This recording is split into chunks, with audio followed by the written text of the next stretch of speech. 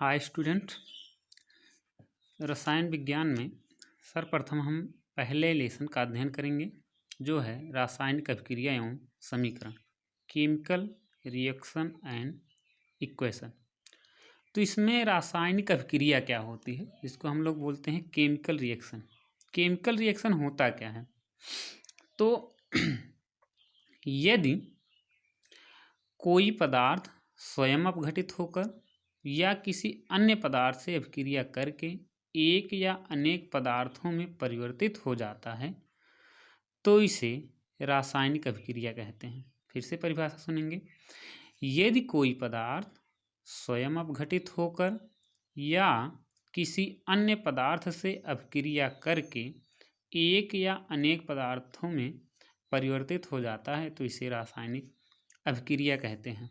जैसे sodium hydroxide hydrochloric अम्ल से अभिक्रिया करके सोडियम क्लोराइड तथा जल बनाता है। यह जो है रासायनिक अभिक्रिया है NaOH plus HCl arrow NaCl plus H2। इसके बाद है अभिकारक तथा उत्पाद, reactant and product. Reactant and product क्या होते हैं?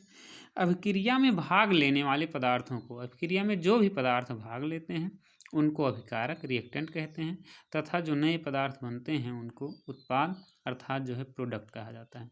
जैसे ये अभिक्रिया है, इस रासायनिक अभिक्रिया में दो पदार्थ भाग ले रहे हैं।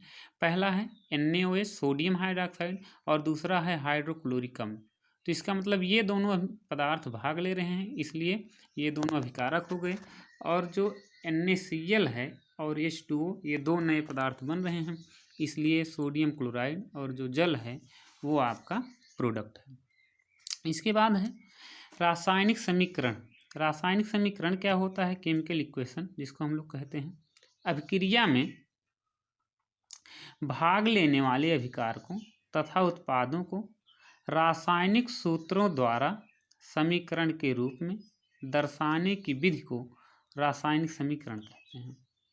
अभिक्रिया में भाग लेने वाले अभिकारकों तथा उत्पादों को रासायनिक सूत्रों द्वारा समीकरण के रूप में दर्शाने की विधि को ही रासायनिक समीकरण कहते हैं।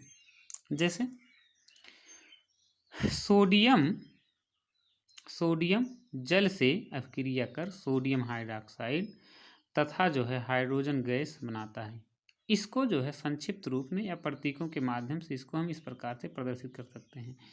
सोडियम प्लस जल arrow sodium hydroxide plus hydrogen gas. इसके बाद है रासायनिक समीकरण लिखना। तो रासायनिक समीकरण हम लिखते कैसे हैं? तो रासायनिक समीकरण लिखने में सर्वप्रथम एक परमाणु तत्वों को उन्हीं की अवस्था में लिखते हैं। एक परमाणु तत्व या जो अणु होते हैं उनको हम जो है उसी की अवस्था में लिखते हैं। जैसे मान लीजिए सोडियम है, मैग्नीशियम है, आयरन है, कॉपर है, जिंक है, कैल्शियम है, जीनान भी जो होता है वो उत्कृष्ट गैस है, ये भी एक परमाणु होता है। तो इनको जो जैसे है ठीक इसी प्रकार से अभिक्रिया में लिख दिया जाता है समीकरण के रूप में।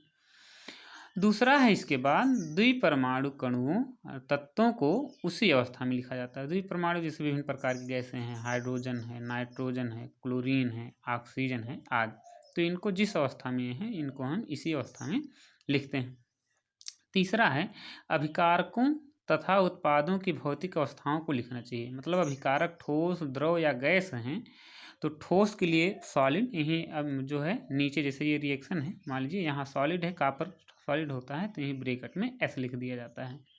ऑक्सीजन गैस है तो ब्रैकेट में ही G, और मान लीजिए कोई जल है तो यहाँ ब्रैकेट में ही जो है लिक्विड L लिख दिया जाता है। तो उसकी भौतिक अवस्था लिखी होनी चाहिए। इसके बाद है अभिक्रिया में उत्सर्जित अथवा अवशोषित होने वाली ऊष्मा लिखनी चाहिए। जो भी अभिक्रिया में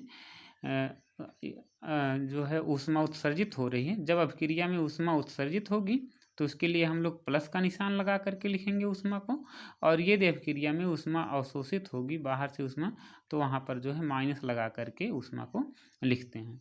जैसे देखिए यहाँ कार्बन प्लस ऑक्सीजन, कार्बन को हम जलाते हैं तो यहाँ पर कार्बन डाइऑक्साइड बनता है और जो है 94 किलो कैलोरी ऊष्मा यहाँ पर मुक्त होती है। लकड़ी या सामान्य रूप से ये ग्रेफाइट के लिए होता है, 94 किलो कैलोरी होता है।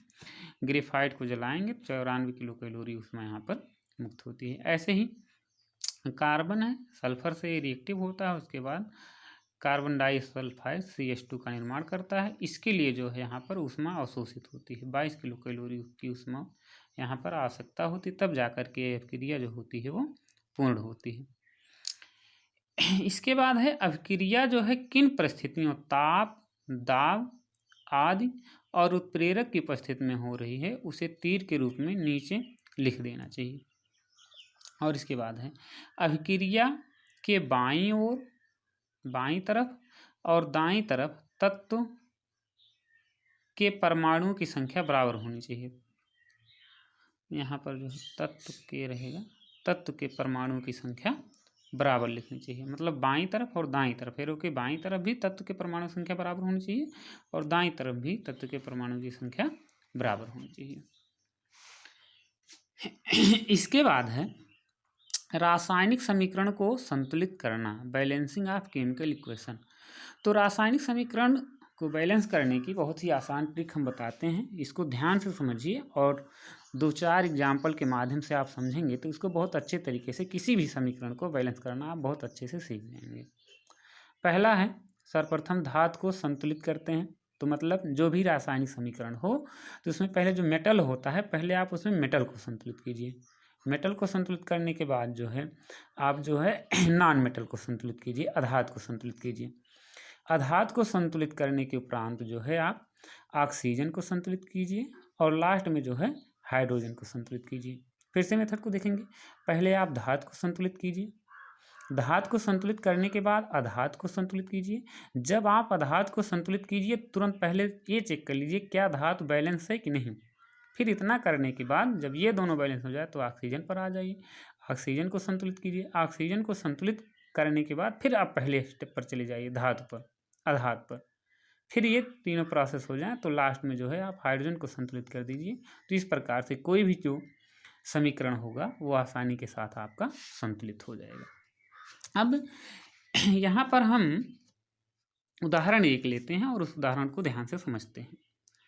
तो पहले इस में जो है क्या क्या प्रक्रियाएं, पहले आपको क्या संतुलित करना है, धातु, उसके बाद अधातु, उसके बाद क्या संतुलित करना है, ऑक्सीजन, और अंत में क्या संतुलित करना है आपको, हाइड्रोजन। यही पहले धातु बैलेंस कीजिए, धातु के बाद अधातु को। जैसे ही अधातु बैलेंस कीजिए पहले स्टेप पे चले जाइए, क्या धातु अभी क्या कहीं इधर उधर तो नहीं हो रहा, इसको संतुलित कीजिए। फिर आप ऑक्सीजन को संतुलित कीजिए, ऑक्सीजन जैसे संतुलित कीजिए फिर पहले स्टेप पर जाइए, धातु को देखिए, अधातु को, ये सब बैलेंस हैं तो जो है लास्ट में आप हाइड्रोजन बैलेंस कर दीजिए। इस प्रकार से समीकरण जो हो जाएगा वो आपका संतुलित हो जाएगा। तो एक छोटा सा रिएक्शन हम देखते हैं, जैसे मान लीजिए यहाँ पर हो गया C+O2 arrow CO, carbon oxygen ये मिलकर के कार्बन मोनोऑक्साइड का निर्माण करना है। तो अभिक्रिया में देखिए क्या कोई मेटल है, कार्बन अधातु है, ऑक्सीजन अधातु है, तो यहाँ कार्बन मोनोऑक्साइड बन रहा है, प्रोडक्ट बन रहा है कार्बन मोनोऑक्साइड। तो पहले स्टेप को देखेंगे, धातु, अधातु, ऑक्सीजन, हाइड्रोजन। धातु इसमें है नहीं, अधातु दोनों है, कार्बन भी अधातु है तो ऑक्सीजन। तो पहले इसमें किसको हम बैलेंस करेंगे, अधातु को।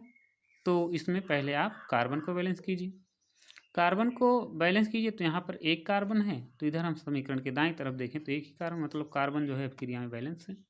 इसके बाद ऑक्सीजन को, ऑक्सीजन यहाँ पर कितना है, 2, और इधर कितना है, 1। तो इसको बैलेंस करने के लिए हम क्या करेंगे, यहाँ पर कितना लिख देंगे, 2 लिख देंगे। तो इस प्रकार से हमारा जो ऑक्सीजन है वो बैलेंस हो गया, इधर बैलेंस हो गया। लेकिन जो है अब यहाँ पर देखिए, तो जैसे हमने कहा ऑक्सीजन बैलेंस कीजिए, ऑक्सीजन बैलेंस करने के बाद पहले स्टेप पर चले आइए। अब देखिए पहले स्टेप धातु तो है नहीं, अधातु को देखिए क्या बैलेंस है कि नहीं। तो यहाँ पर जब हमने कार्बन ऑक्सीजन को बैलेंस कर दिया तो अब पहले स्टेप पर चले आइए, देख लीजिए कार्बन को बैलेंस कीजिए, यहाँ कितना है 1, यहाँ कितना है 2। तो इसको बैलेंस करने के लिए आप क्या कीजिए, यहाँ पर 2 लिख दीजिए। इस प्रकार से ये जो समीकरण है वो आपका संतुलित रासायनिक समीकरण बन गया। फिर इसी प्रकार से आप देखिए दूसरी अभिक्रिया देखिएगा, Mg3N2 + H2O arrow MgOH whole twice plus NH3। ये रासायनिक समीकरण है। Mg3N2 plus H2O arrow MgOH whole twice plus NH3। तो इसमें पहले आप धातु को बैलेंस कीजिए। तो मेटल इसमें कौन है? मैग्नीशियम। मैग्नीशियम की संख्या यहाँ पर कितनी है? 3। यहाँ कितनी है? 1। तो यहाँ पर कितना आप लिख दीजिए? 3 लिख दीजिए। 3 Mg हो गया। इसके बाद मेटल हमारा बैलेंस हो गया। 3 मैग्नीशियम यहाँ पर हो गया। इसके बाद सेकेंड स्टेप पर आधात। तो आधात तो आपका यहाँ पर नाइट्रोजन को बैलेंस कीजिए। नाइट्रोजन यहाँ पर है कितना? 2। इधर नाइट्रोजन चेक करें तो यहाँ पर नाइट्रोजन कितना है? 1। इधर है 2 नाइट्रोजन, इधर है 1 नाइट्रोजन।